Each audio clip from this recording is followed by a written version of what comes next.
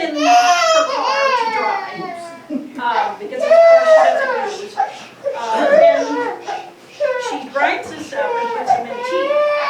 And what this is good for, this will clean your lymphatic system because it attaches to the bad things in your bloodstream and takes them right on out your body.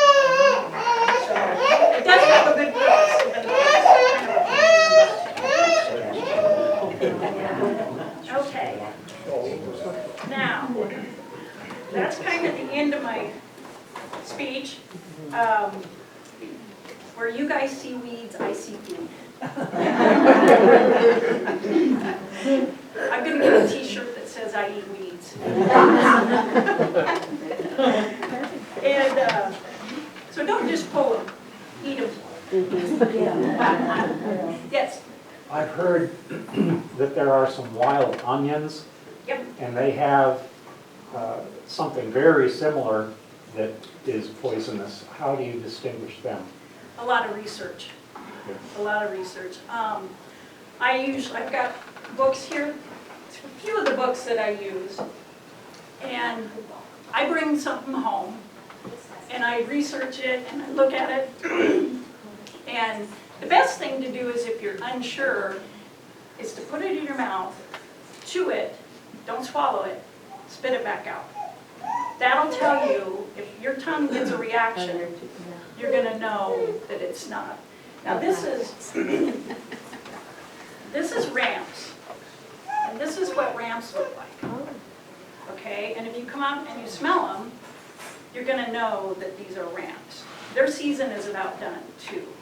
And when you clean them, if you cut this rooty end off, you can stick that part in the ground, and it will probably grow another plant. In some places, these are kind of endangered, but there's plenty around here, and most of the time I only take the leaves.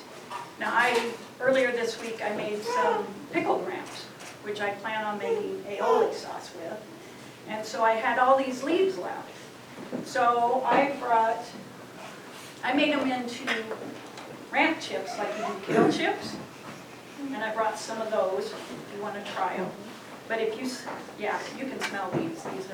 These are yummy. I love these. Do they smell like onions? They look like onions. They do. They kind of a garlicky onion. So not pure onion and not pure garlic. It's kind of a cross between. So. Where do you find them? In dry soil, wet soil? They'll grow pretty much anywhere. Yeah, shade. They prefer shade.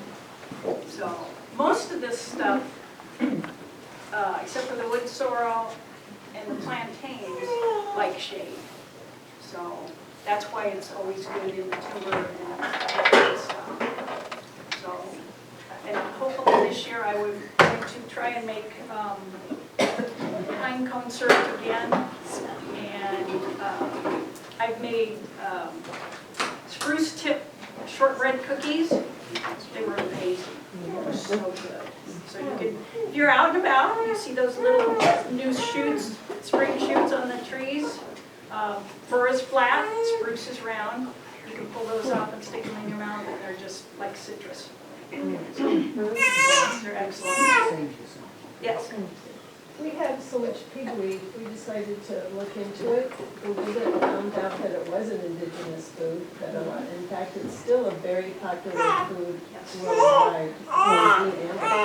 Have you experienced with that? No, I haven't. And lamb's quarters is another one. I have had that.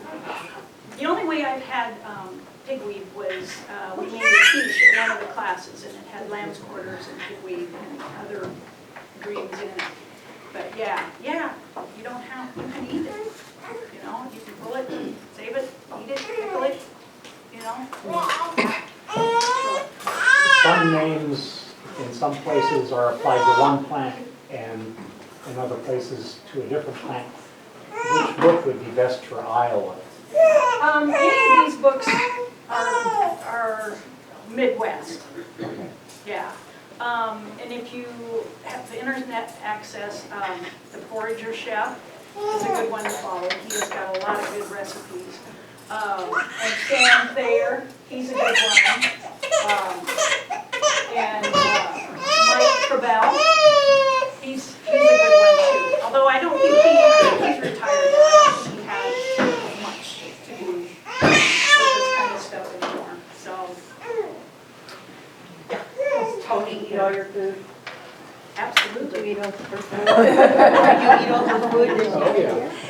There are things that we've Still said. wake up in the morning. No, there are, that's like dandelions. I'm not a fan of dandelions. Although we fry the blooms and fritter them, those are good. I grow nasturtiums so I can eat them, and hope to make capers with the seeds.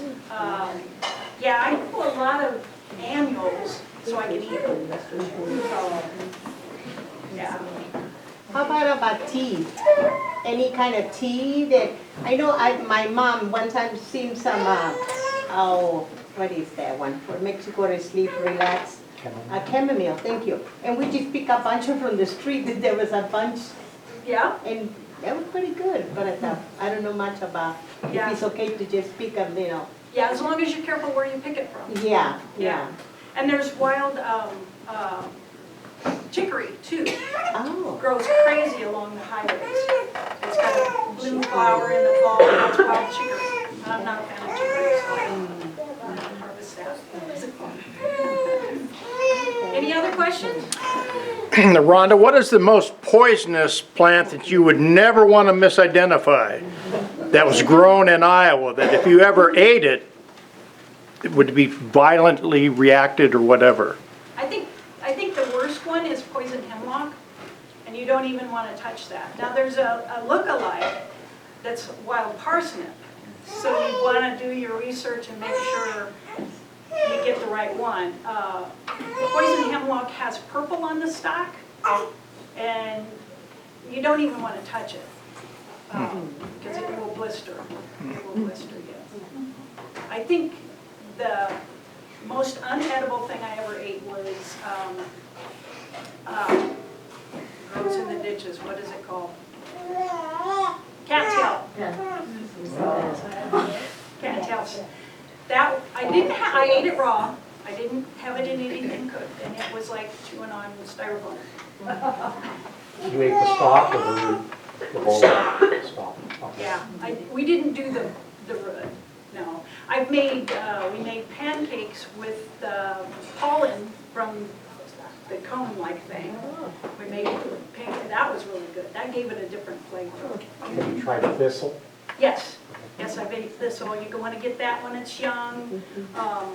Whack it off. It's like celery. And peel those spiny things off and eat it. That's good too. What about the wild mustard plant? Yep. Yeah, that's good too. So what do you eat of that? The blossom or the? No, usually you want to get that one that's fairly young too, and the leaves, only the leaves and not the stalk. How particular on the thistle, like Canada thistle, like, but there are other kinds of thistles. How wide is thistle just good enough in general? I can't think of the technical name of that one thistle, but yeah, it's the one that's hollow and it's not as spiny. I know they both. It's not the one that puts the purple bloom on top. Canada. Yeah, it's the other ones that are fairly good. What does a garlic mustard look like, and how do you eat that? You said that's just basic. Yes, very invasive. What's it look like? Is it like other mustard plants? Yeah, it's got a lobed leaf, and you can smell it. You can definitely smell it when you're brushing up against it or anything like that. You eat the leaves. Yep. Yeah, because generally the stalks are too woody. You don't want them, so you just strip the leaves off and make pesto or put it in your stir fry. Or You can use the roots of plantain to make beer. because it's bitter, so it replaces hops. Oh, awesome, good to know. My dad used to talk about it, and I go like, well, how would you make beer out of that? It's like, well, it's because it's bitter. Yeah. You know, Yeah, awesome.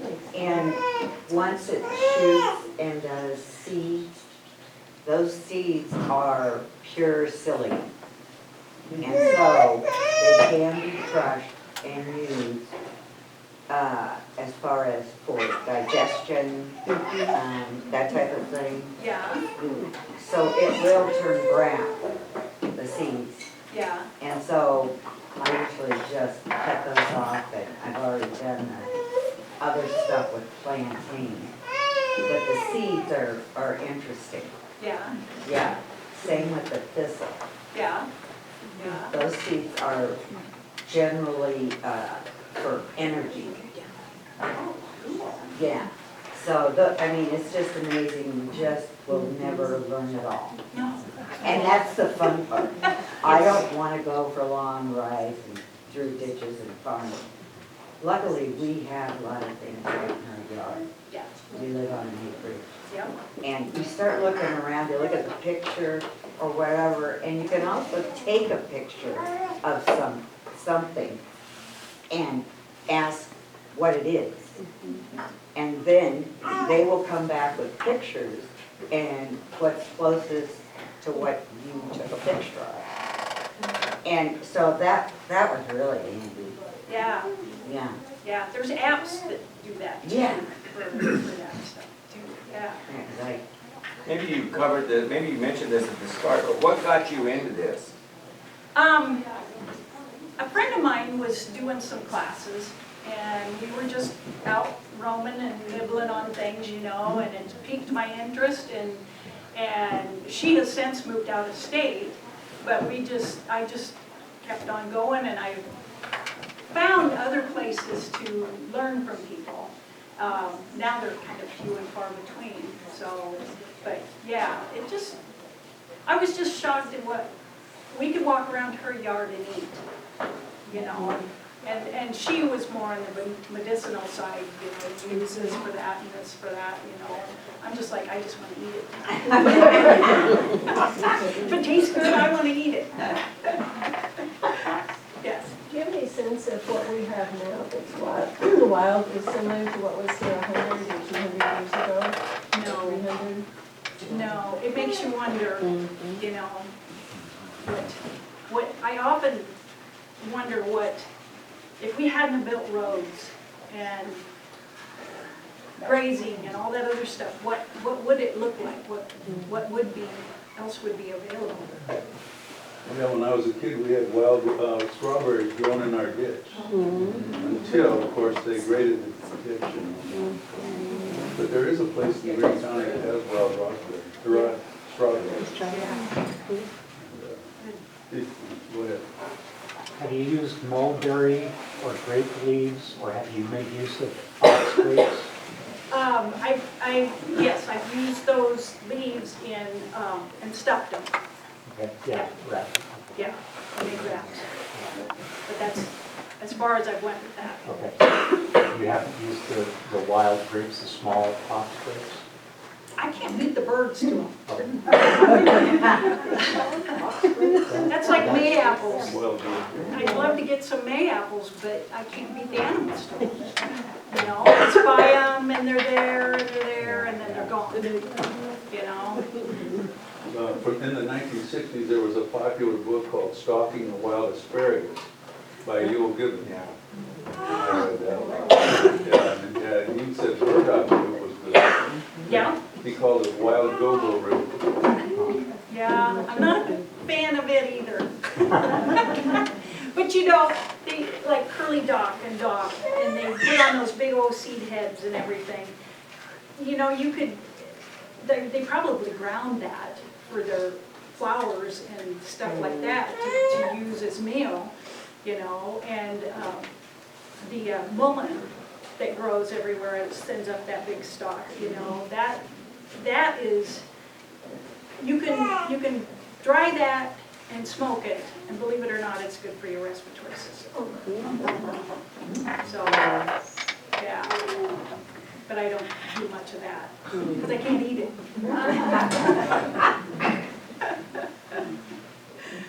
All right, any other questions? When are you gonna have your cookbook? There we go, yeah. Never? Okay.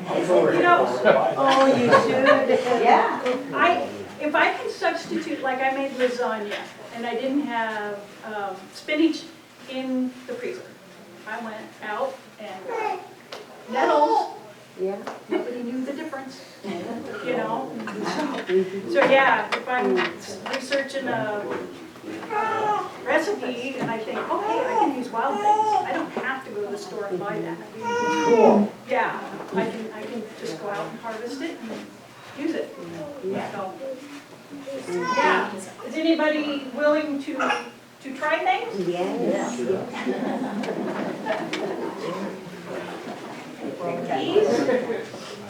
These are the ramp chips. Of course, you can try these. Okay.